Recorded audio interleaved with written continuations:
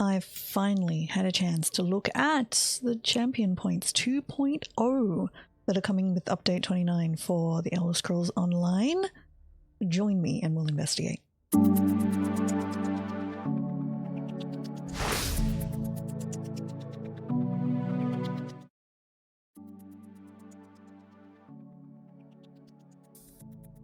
Hello, it's Icy. That is correct. Things are changing. We are moving to Champion Points 2.0 in the Elder Scrolls Online.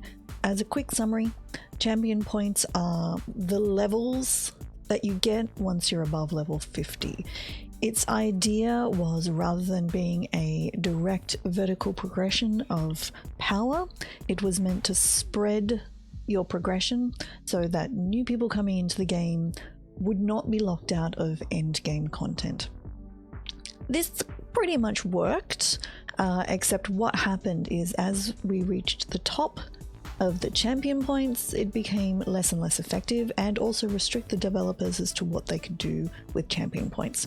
So champion points have actually been capped at effectively 810 for, I'm actually not sure how long now, a year? Maybe 2. You were still able to earn the champion points, but really all that was just a placeholder as to how long you'd been playing the game. So, coming in a bit under a month, roughly, from this video, is Champion Points 2.0. So this is a very quick look at what's involved.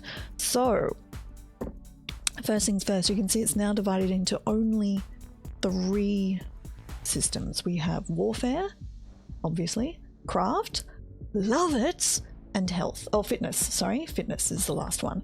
So, in a sense, these are divided into basically 3 kind of overall aspects. Warfare is about doing damage.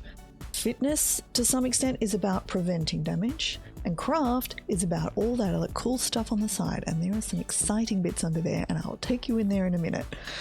So let's start with the most obvious one. We'll go into Warfare first. The other thing you'll note is I have got basically 460-ish points to spend between the 3 of them. That's my total champion points divided by 3.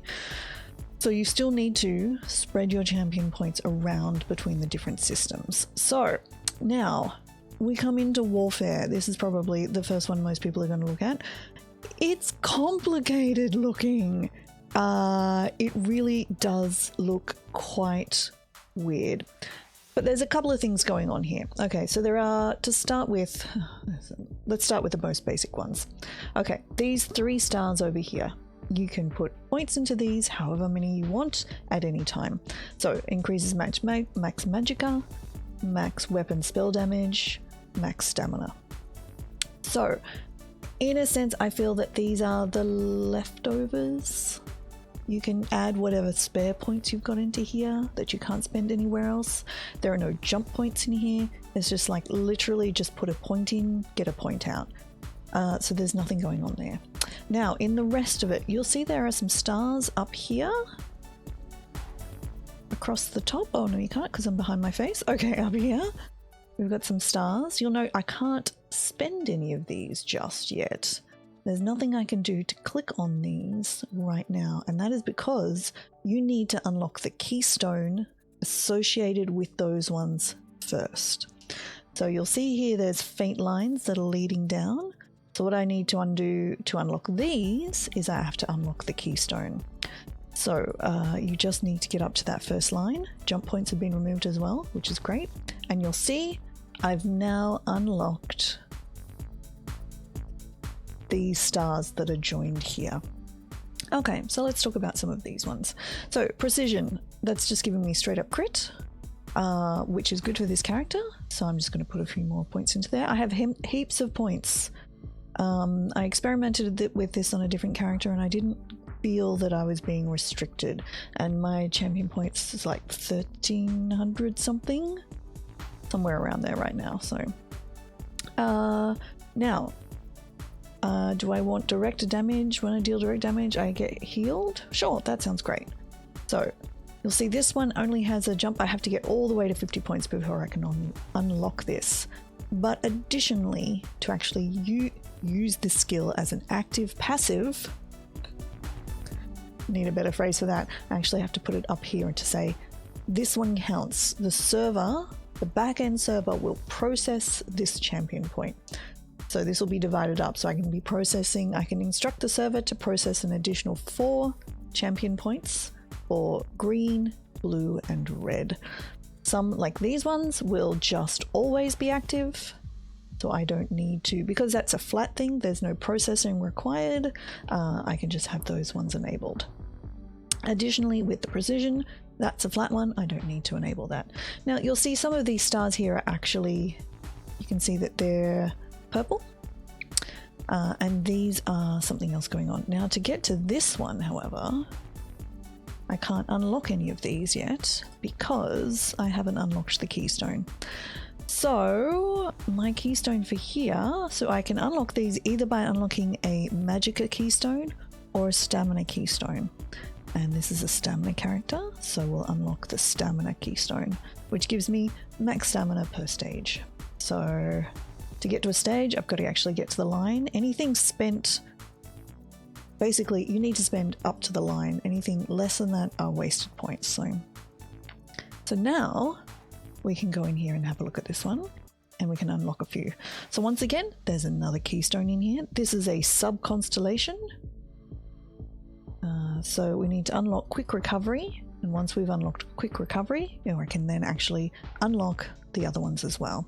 So this is not about a build, this is just about me just throwing some points in to show you how the system works. Don't come to me for build advice.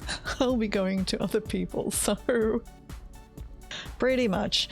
As you can see, these ones are all passive champion points. So all I need to do is put points in, but this one here, this resilience, I would actually need to put into the bar for it to be activated. So every purple one you can see in here gives you another sub-constellation you can spend. So this is a penetration one. So if we unlock the first level of that, then we get Magicka status or martial status as well. So that's things like poison, bleed, that kind of thing, versus chilled, on fire, that kind of thing as well. So that gives you, so up this tree, up the magic staff is the healing side. Across the head is kind of the general status effect type one.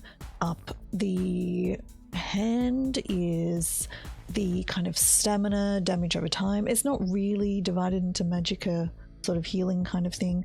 And down the bottom here are more sort of tanky kind of riposte, reduced damage, that kind of stuff in here. So let's move over to the fitness tree.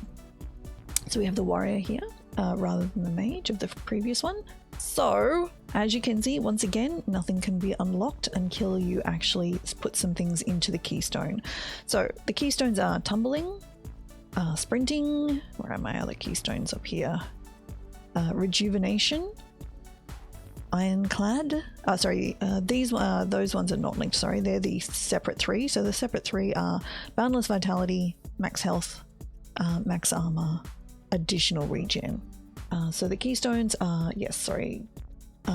block, sprint, or dodge roll, basically. So you just have to pick one of those to unlock sort of further things. What you unlock is probably, well, it's whatever you really use, but also you need to kind of work out where you want to go on the tree. So let's just unlock sprinting. This is my kind of stamina character. He runs around and farms stuff and stabs people in the back occasionally. So rousing speed reduces the cost of sprint while you're immune to crowd control. So more of a PvP kind of skill, so I'm not really worried about that.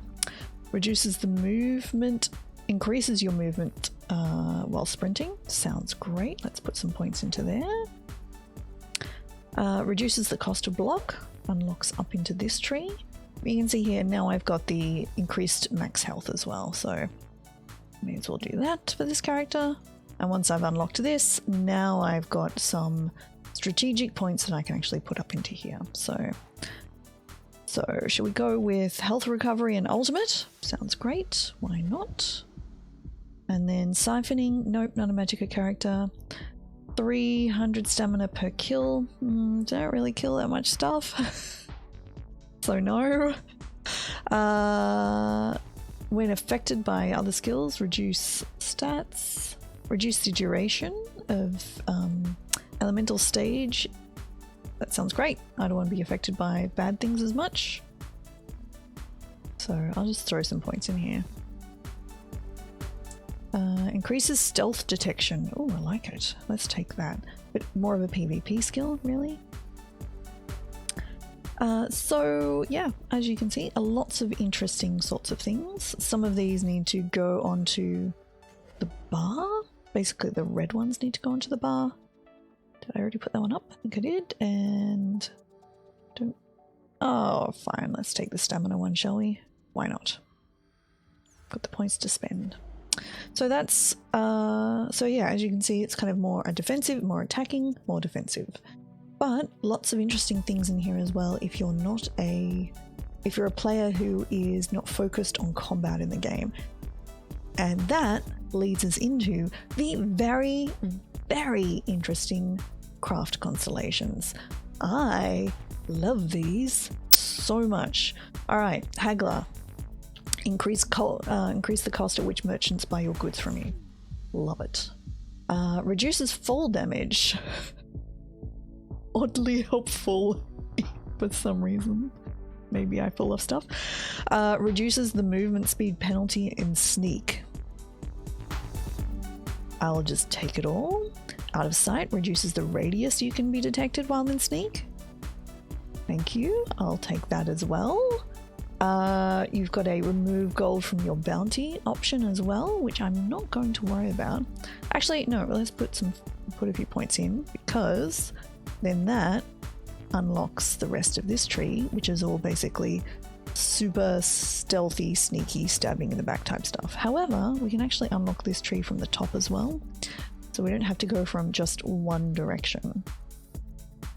Fortune's Favor increases the amount of gold you find. We'll just put enough in to unlock it, because then that can give me Wanderer, reduces the cost of way shrine usage. Inspiration boost, going up to the chance of extracting woodworking ingredients. And I don't know if this is a bug, but that's only woodworking, surprisingly. And I don't know why that is. However, in order to unlock some of these upper ones here, I still need to put 100 points into this one. Or I could bring my tree around from a different direction, possibly. So, Treasure Hunter increases the quality of treasure items. Master Gatherer reduces the time taken to gather, which I am going to throw some points into. We've got Gifted Rider, War Mount, Plentiful Harvest, 20% chance to gain double yield. I'll throw some points into there. And then the best one, in my opinion, Homemaker, 10% chance to find a second furnishing plan. That's just fantastic.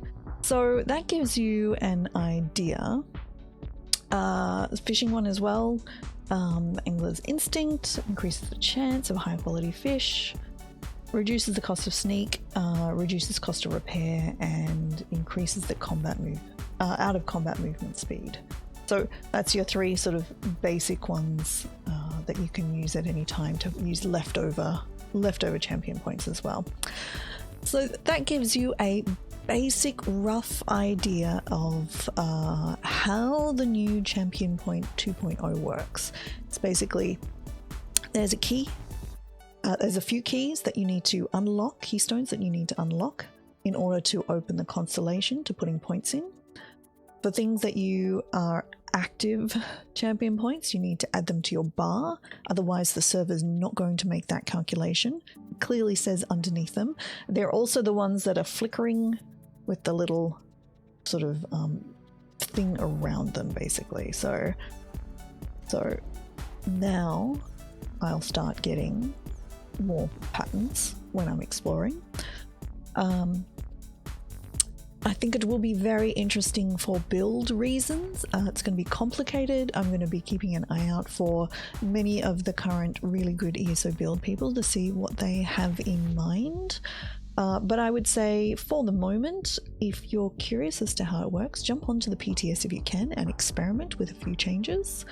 See how it goes. I've done some DPS testing for my main DPS character, trying to kind of vaguely replicate what I had before. I don't think I managed it, so it's, yeah, it seemed to be okay, but it wasn't.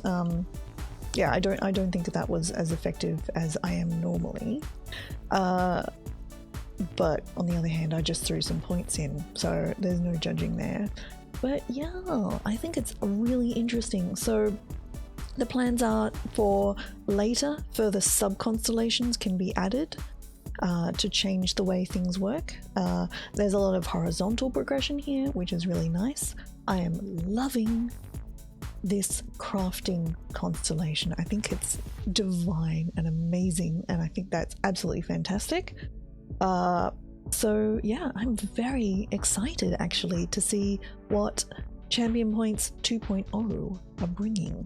So let me know what you think in the comments below. I've done a really quick overview here, obviously. I don't have all of, I'll find some good references and I'll link them in the description as to what all of the individual bits and pieces are. Obviously, I've just done a quick overview and I haven't shown you all of the different champion point options here.